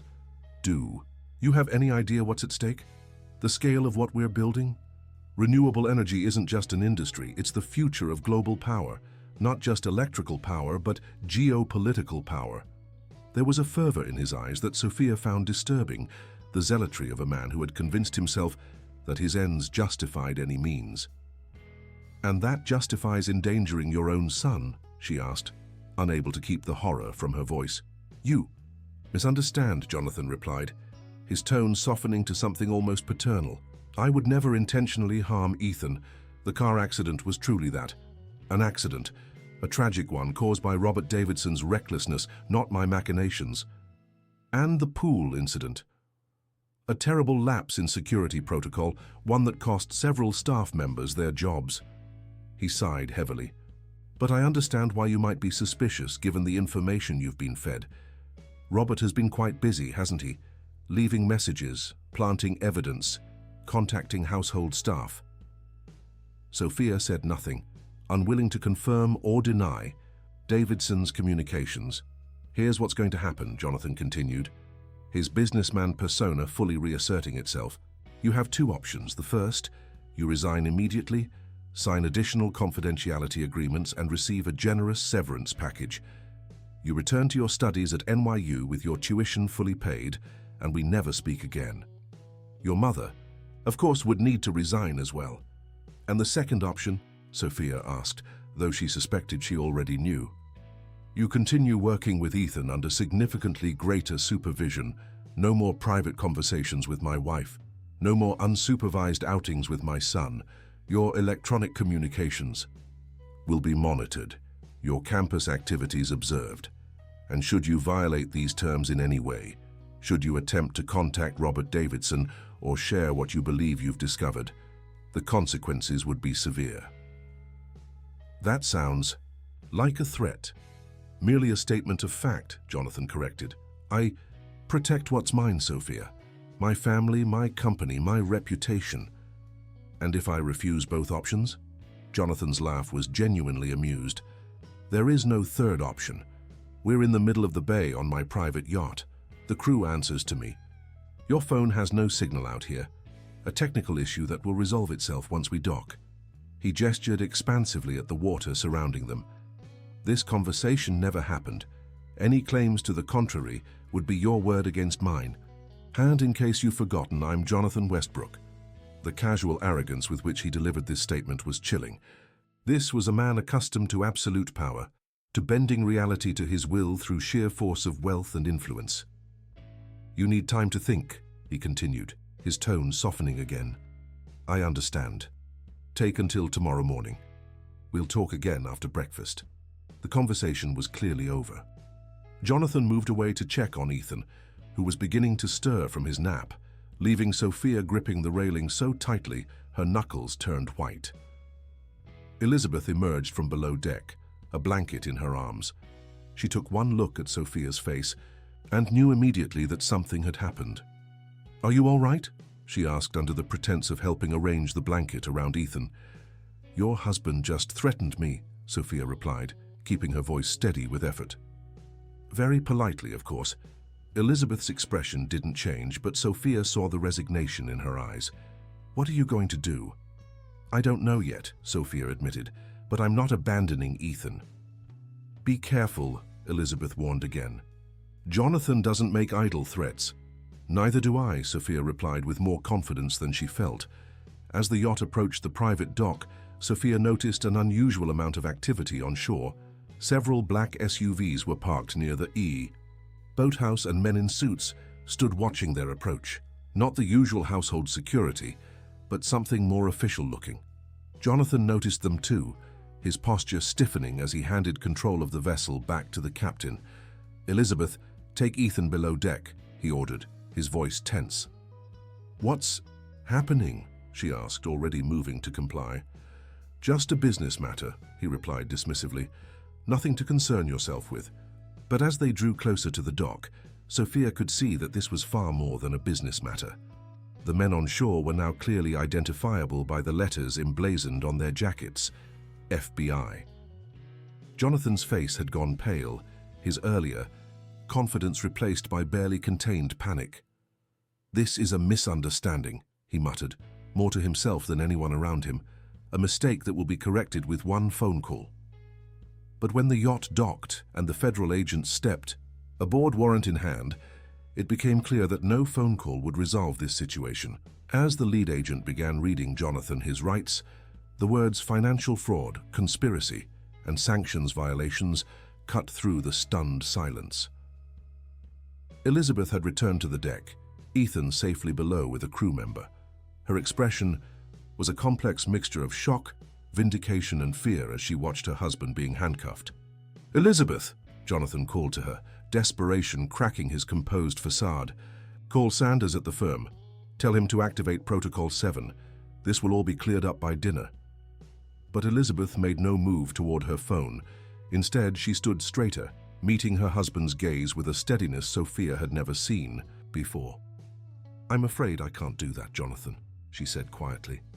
"In fact, I believe these gentlemen might have some questions for me as well, about certain documents I've been gathering, financial records, meeting notes, recordings."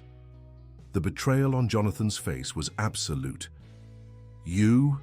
he breathed, disbelief warring with rage. "After everything I've given you?"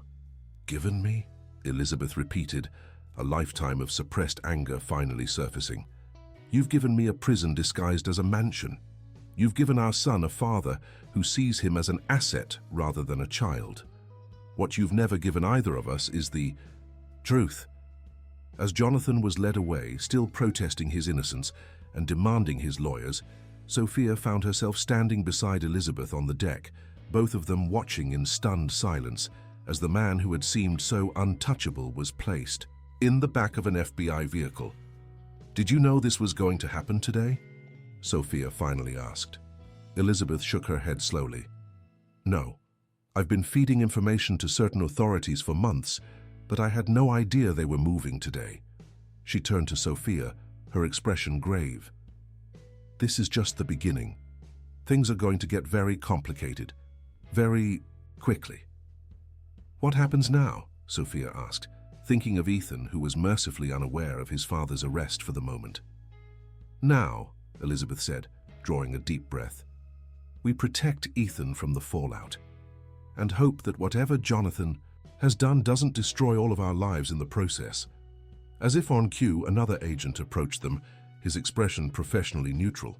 "Mrs. Westbrook, we'll need you to come with us as well, just to answer some questions." "Of course," Elizabeth replied with remarkable composure. "But first, I need to make arrangements for my son." The agent nodded, understanding. "Take your time, but I should inform you that we have a warrant to search the premises. No one will be able to stay in the house tonight." Elizabeth turned to Sophia, desperation finally cracking her calm exterior. "Sophia, I have no right to ask this of you, especially after everything that's happened, but I'll take care of Ethan," Sophia finished for her, "for as long as you need me to." Relief flooded Elizabeth's face. "Thank you," she whispered, squeezing Sophia's hand. "There's a go bag in my closet. Essentials for both of us in case we ever needed to leave quickly. The code to the safe is Ethan's birthday." As Elizabeth went below deck to explain to her son what was happening in the gentlest terms possible, Sophia stood watching the federal agents swarming the property, securing evidence, establishing a perimeter. The empire Jonathan Westbrook had built was crumbling before her eyes. Her phone buzzed in her pocket, signal restored now that they were docked. A text from an unknown number appeared on the screen. "Thank you for your courage. This is just the beginning. R.D."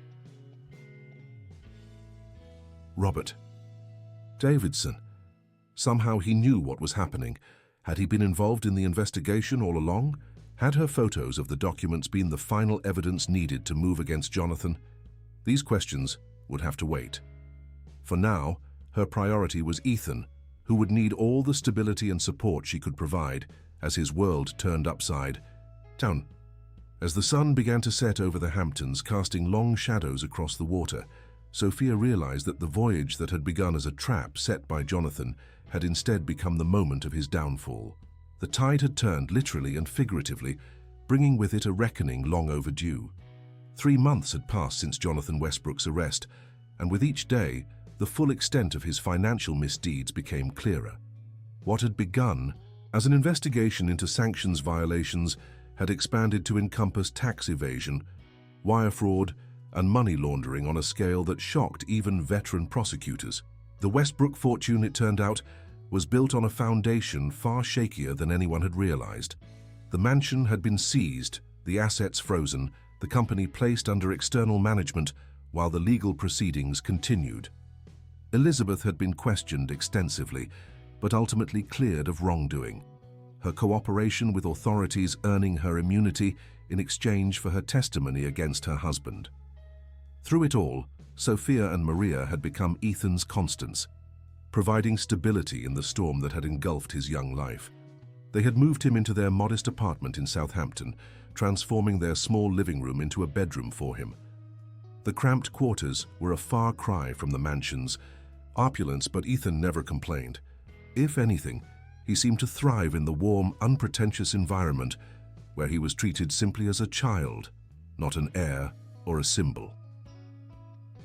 "How's the new school working out?" Sophia asked as she helped Ethan with his homework at their kitchen table. After the scandal broke, Elizabeth had agreed it was best to transfer him to a less prestigious but more nurturing school environment, away from the whispers and stares of the elite Hampton set. "I like it," Ethan replied, carefully writing out his spelling words. "Nobody asks about Dad or the company. And Ms. Parker doesn't mind that I need extra time for some activities." "That's great, buddy," Sophia said, ruffling his hair affectionately. "And how about your swimming lessons? Still enjoying those?" Ethan's face lit up.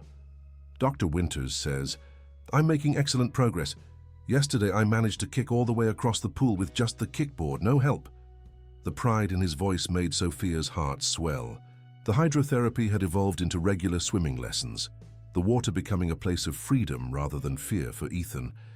His physical therapist had been amazed at his progress, suggesting that with continued work, he might eventually regain limited function in his legs, not enough to walk unassisted, but perhaps enough to stand with support or use specialized crutches for short distances. "Mom's coming for dinner. Tonight, right?" Ethan asked, the word mom still new enough on his lips to sound tentative. "Absolutely," Sophia confirmed. "She wouldn't miss your Taco Tuesday." Elizabeth visited as often as her legal obligations allowed, slowly rebuilding her relationship with her son on more authentic terms. Free from Jonathan's controlling presence, she had begun to rediscover the person she'd been before, the passionate environmental lawyer with convictions and courage. She had even begun consulting for a non-profit focused on clean energy development, using her insider knowledge of the industry to help promote truly sustainable practices. The doorbell rang, interrupting their homework session. "That must be her now," Sophia said, rising to answer. But when she opened the door, it wasn't Elizabeth who stood there, but Robert Davidson, older than in the photos she'd seen online, with more grey in his beard and lines around his eyes, but unmistakably the man who had set this entire chain of events in motion. "Ms. Gonzalez," he said, his voice warm but uncertain. "I apologize for coming unannounced. I tried calling, but—" "I've been screening unfamiliar numbers," Sophia admitted, still blocking the doorway protectively. "It's been a circus with the press." "Of course," he nodded, understanding. "I wouldn't have come, but there have been developments I thought you should know about in person. May I come in? Just for a few minutes?" Sophia hesitated, glancing back at Ethan, who was watching them curiously from the table. "Ethan, would you mind working on your homework in your room for a bit? I need to speak with Dr. Davidson." Ethan nodded, clearly recognizing the name. "Is he the one who helped catch Dad?" he asked bluntly as he gathered his books. "In a manner of speaking," Davidson replied, entering the apartment after Sophia stepped aside. "Though many people contributed to that effort, including your mother and Sophia here." Once Ethan had wheeled himself to his room, Sophia offered Davidson a seat at the kitchen table. "Would you like some coffee?" "Please," he accepted gratefully. "It's been a long day of meetings with federal prosecutors." "Is that what you came to discuss?" Sophia asked, setting a mug before him. "The case against Jonathan?" Davidson took a sip before answering. "Partly. The investigation has uncovered new evidence about both incidents, the car crash and the pool accident." He paused, clearly weighing his next words carefully. "They were both deliberate, Sophia. The prosecutors now have proof beyond what I'd gathered." Despite having suspected this, hearing it confirmed sent a chill through Sophia. How could he do that to his own son? "Jonathan never saw Ethan as his son first," Davidson said quietly. "He saw him as his legacy, his successor, and ultimately as a tool for manipulation when necessary." He set down his mug. "The car accident was meant for me. I was supposed to be in that car, not Ethan. I'd threatened to expose Jonathan's dealings with Russian energy oligarchs, specifically technologies that were being developed for military applications under the guise of renewable energy research. But something changed," Sophia guessed. Davidson nodded. "Elizabeth insisted on bringing Ethan to the meeting at the last minute. A school holiday, I believe. Jonathan had to adjust his plan on the fly. The delivery truck was driven by someone on his payroll. It was supposed to look like an accident, but the target was the passenger side where I would have been sitting, not the back seat where Ethan ended up." "And the pool?" Sophia asked, though she already suspected the answer. "A distraction," Davidson confirmed. Federal investigators were closing in. Jonathan needed public sympathy, media coverage that painted him as the devoted father of a twice traumatized child. He knew about Ethan's fascination with remote-controlled boats. He deliberately left the pool gate unlocked and placed the boat where Ethan would see it. Davidson's voice broke slightly. He gambled with his son's life for a PR strategy. "How did he know someone would save Ethan?" Sophia asked, horrified by the calculated cruelty. "He didn't," Davidson said simply. "The pool was filled with potential rescuers, guests, security, staff. He assumed someone would notice quickly enough. But from what I understand, you were the only one paying attention." The thought that Ethan's life had hinged on such a callous calculation made Sophia physically ill. "Does Elizabeth know all this?" "She does now," Davidson confirmed. "It's part of why I came today. She asked me to let you know she'll be a bit late for dinner. She's meeting with her lawyers to discuss the new evidence and what it means for the custody arrangements going forward." Currently, Elizabeth had temporary full custody while Jonathan awaited trial, but his legal team had been fighting for visitation rights. This new evidence would almost certainly end those efforts. "There's something else," Davidson continued, reaching into his jacket pocket. "The FBI has finished processing most of the evidence from the Westbrook estate. This was found in a hidden safe in Jonathan's study. Elizabeth thought you should have it." He handed Sophia a small velvet box. Inside lay a delicate silver locket on a chain, clearly vintage and deeply meaningful to someone. "It belonged to your grandmother," Davidson explained as Sophia stared at it in confusion. "Your mother's mother." Elizabeth recognized it from a photo Maria keeps on her bedside table. "Apparently, Jonathan took it from your mother's quarters years ago as an insurance policy, leverage to ensure her loyalty if needed. Elizabeth wanted to make sure it was returned." Tears sprang to Sophia's eyes as she held the precious heirloom. Her mother had been devastated by its disappearance, believing it lost during their move to the Westbrook estate.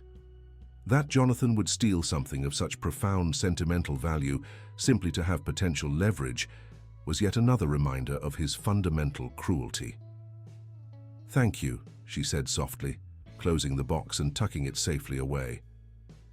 "My mother will be overjoyed." Davidson nodded, then hesitated before speaking again. "There's one more thing, Sophia. A job offer, actually.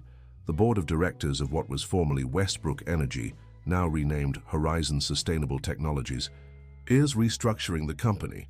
They've asked me to return as chief science officer, and Elizabeth has agreed to serve as general counsel once the legal proceedings conclude." "That's wonderful," Sophia said sincerely, knowing how much it would mean to both of them to reclaim the company's original mission. But what does that have to do with me? We're establishing a foundation, the Ethan Westbrook Accessibility Initiative. It will fund research into adaptive technologies and support programs for children with mobility challenges. Davidson smiled. We'd like you to run it. Your experience with Ethan, combined with your psychology studies, you'd be perfect. The salary would allow you to complete your education without financial concerns, and the schedule would be flexible, enough to accommodate your classes. Sophia sat back, stunned by the offer. I don't know what to say. I don't have any experience running a foundation. You have the most important qualification, genuine care for the people you'd be serving, Davidson replied. The rest can be learned. Think about it, that's all I ask.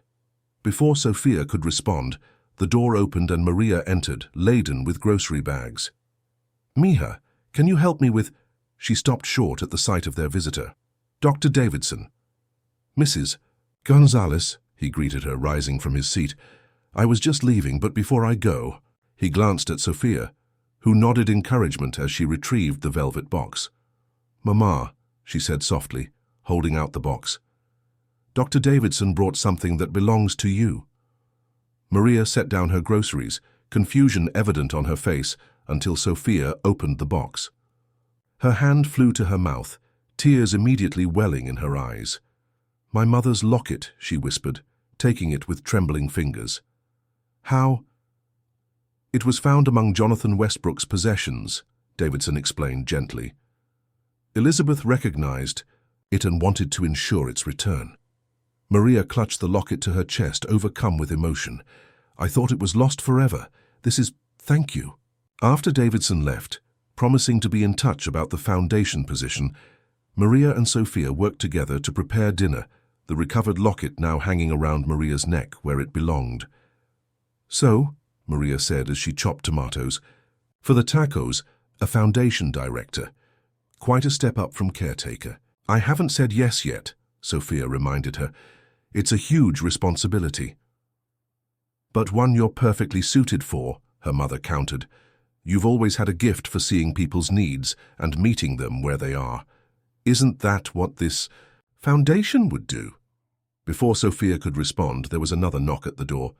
This time it was Elizabeth, looking more relaxed than Sophia had ever seen her, dressed in simple jeans and a sweater, rather than her usual designer attire.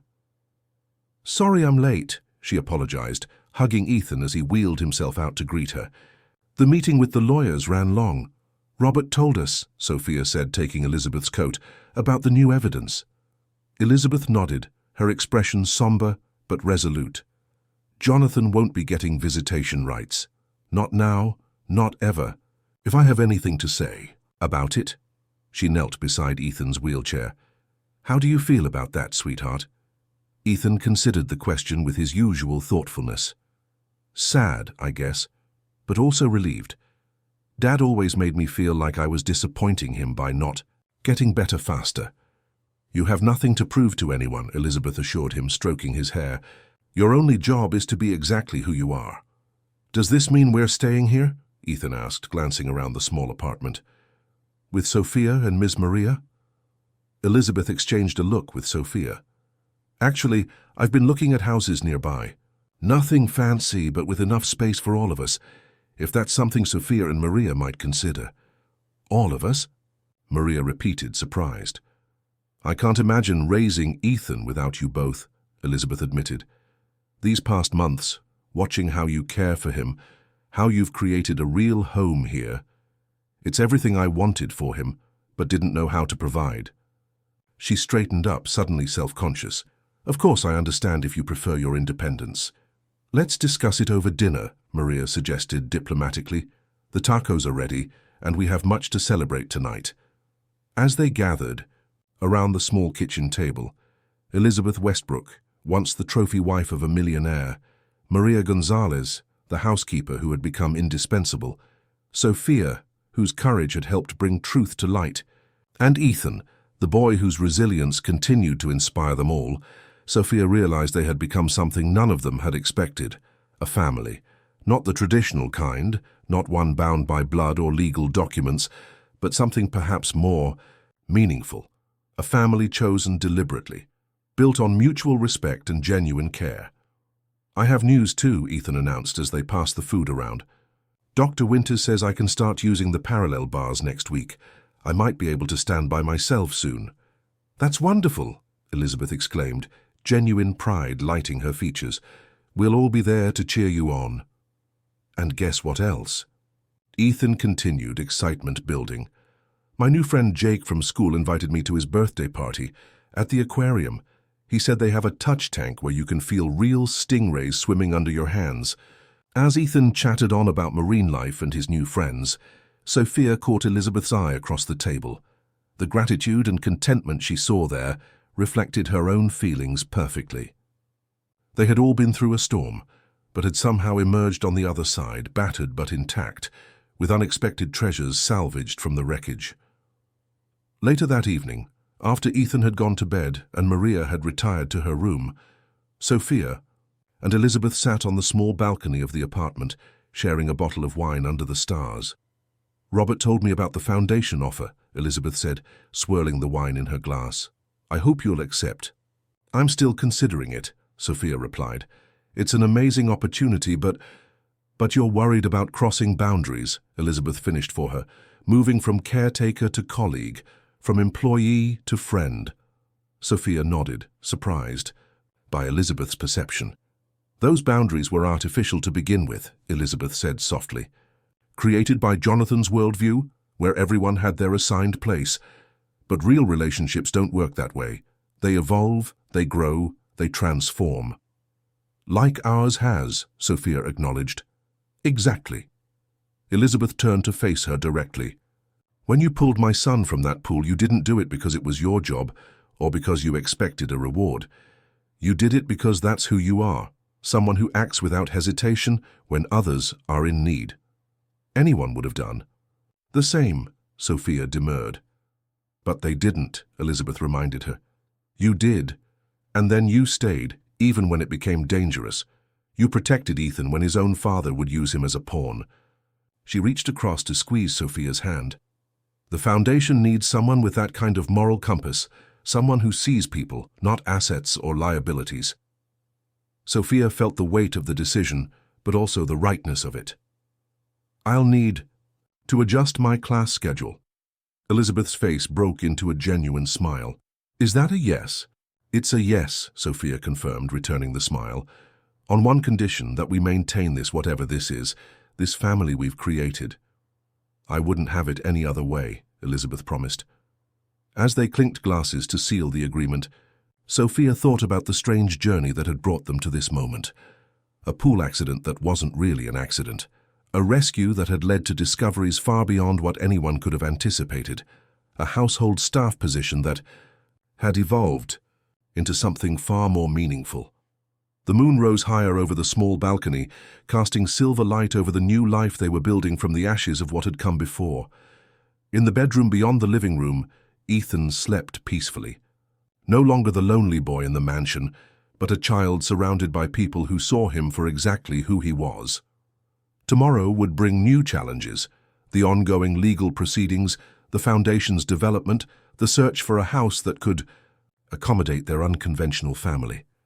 But for tonight, in this moment of quiet connection under the stars, everything was exactly as it should be.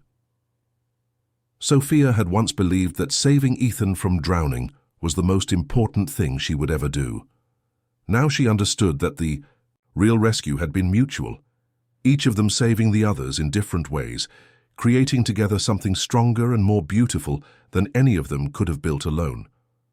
The water that had nearly taken Ethan's life had become his path to new freedom in hydrotherapy. The truth that had seemed so dangerous to uncover had ultimately set them all free from Jonathan's manipulations. And the family they had become was proof that sometimes the most profound connections grow from the most unexpected circumstances, like flowers pushing through cracks in concrete, finding light against all odds.